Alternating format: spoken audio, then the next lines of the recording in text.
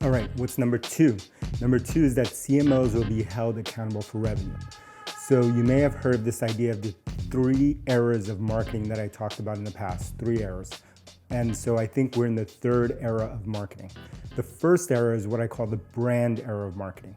And in that, think about Mad Men, think about TV commercials, think about print advertising, think about all the things that we associate with marketing.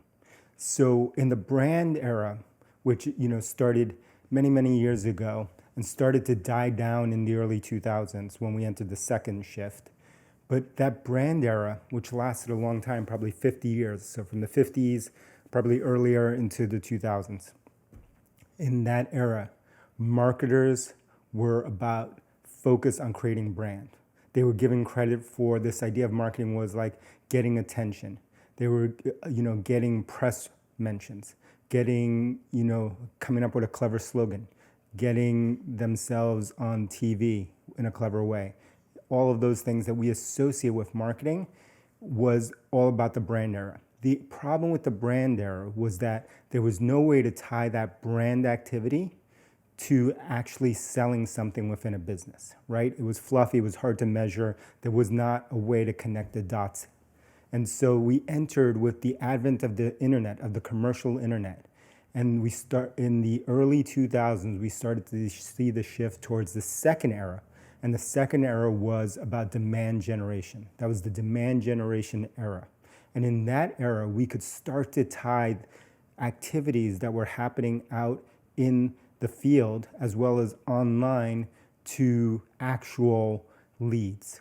And so leads and prospects, we could actually take that marketing activity and map it to more leads for your business, for your sales team. So these were prospective customers.